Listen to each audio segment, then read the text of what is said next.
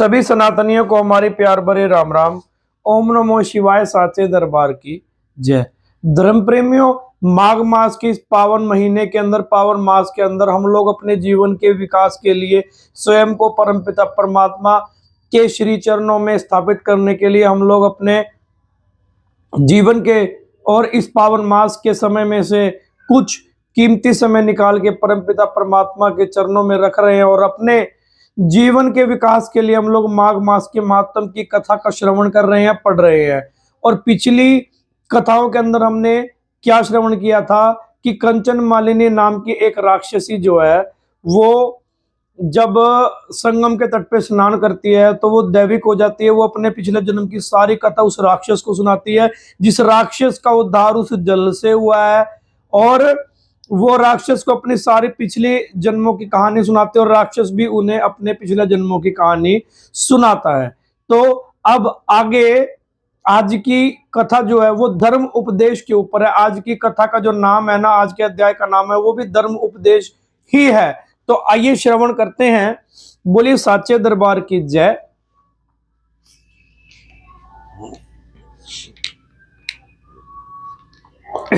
आज का अध्याय 18वां अध्याय, नाम है इसका धर्म उपदेश।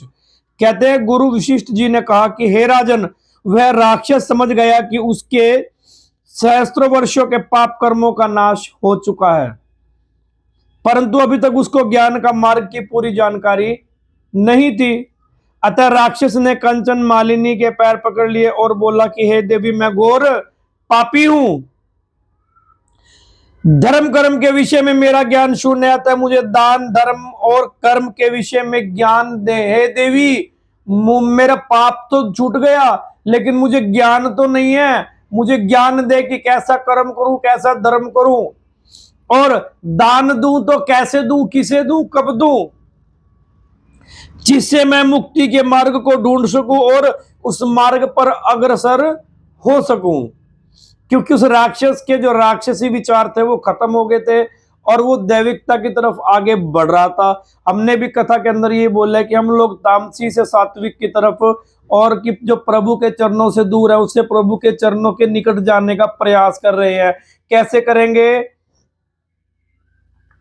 ये विचार हम लोग जब तक हम कथा नहीं सुनेंगे, जब तक हम उस कथा को अपने जीवन में नहीं उतारेंगे,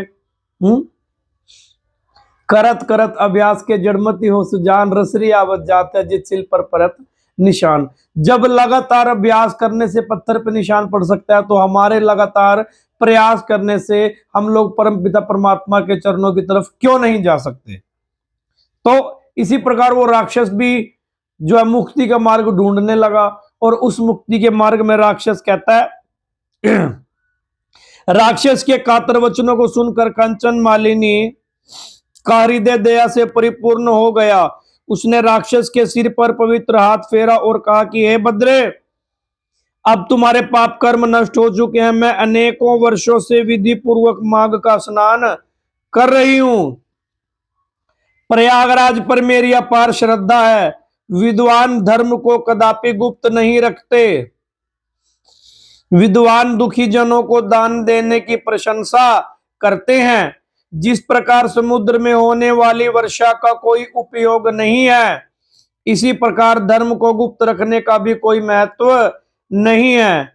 अहिंसा सर्वोत्तम है। साधु संतों की सेवा, सज्जन समागम, काम वासना का हनन, पर निंदा का त्याग, सत्य भाषण, दीन दुखियों की सेवा तथा भगवान विष्णु और शंकर भगवान की आराधना सर्वश्रेष्ठ है।